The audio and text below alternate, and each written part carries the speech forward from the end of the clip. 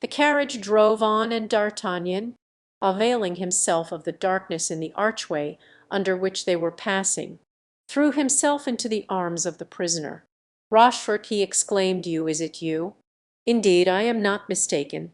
"D'Artagnan," cried Rochefort. "Ah, my poor friend," resumed D'Artagnan, "not having seen you for 4 or 5 years, I concluded you were dead." "I'faith," said Rochefort, "there's no great difference, I think, between a dead man and one who has been buried alive. Now I have been buried alive, or very nearly so. And for what crime are you imprisoned in the Bastille? Do you wish me to speak the truth?" "Yes." "Well, then, I don't know. Have you any suspicion of me?" "Rochefort, no, on the honor of a gentleman. But I cannot be imprisoned for the reason alleged. It is impossible." "What reason?" asked D'Artagnan. "For stealing—for stealing you." "Rochefort, you are laughing at me. I understand. You mean that this demands explanation. Do you not? I admit it.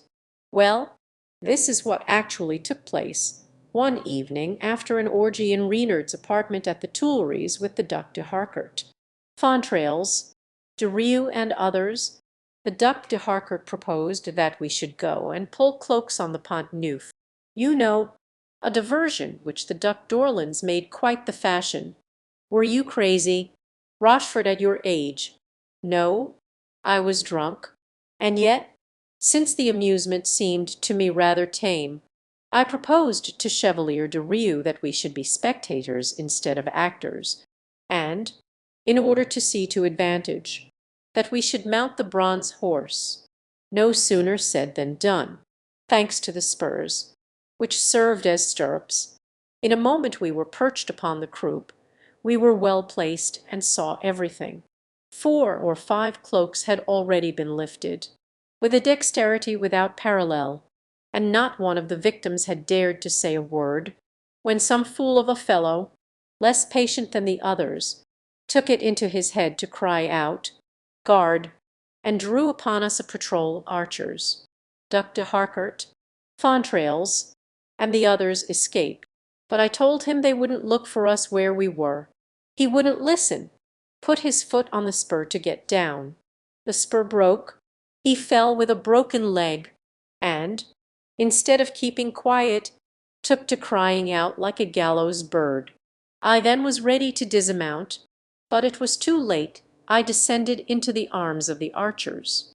They conducted me to the Chatelet, where I slept soundly, being very sure that on the next day I should go forth free. The next day came and passed.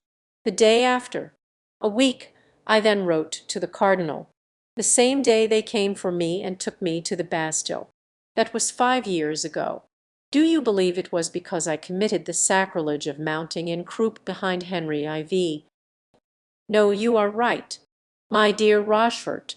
It cowed me for that, but you will probably learn the reason soon. Ah, indeed, I forgot to ask you, are you taking me? To the cardinal. What does he want with me? I do not know. I did not even know that you were the person I was sent to fetch. Impossible, you a favorite of the minister. A favorite, no, indeed, cried D'Artagnan. Ah, my poor friend, I am just as poor a Gascon as when I saw you at Meung, 22 years ago. You know, alas," and he concluded his speech with a deep sigh, "nevertheless, you come as one in authority, because I happened to be in the antechamber when the cardinal called me.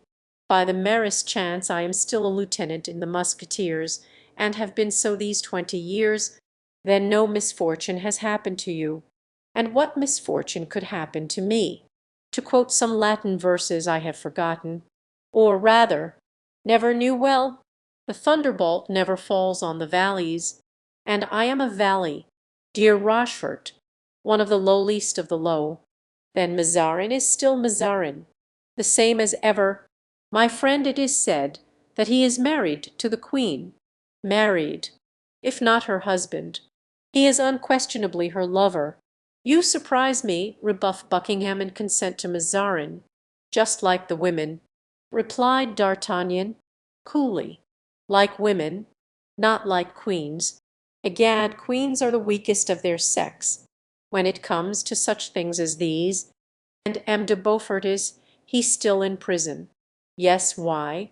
Oh, nothing, but that he might get me out of this. If he were favourably inclined to me, you are probably nearer freedom than he is. So it will be your business to get him out.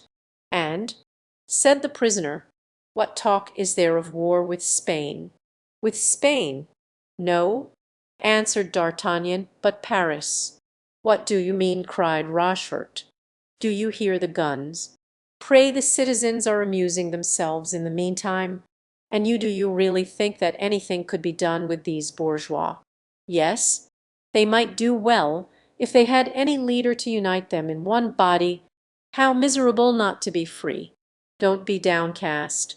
Since Mazarin has sent for you, it is because he wants you. I congratulate you. Many a long year has passed.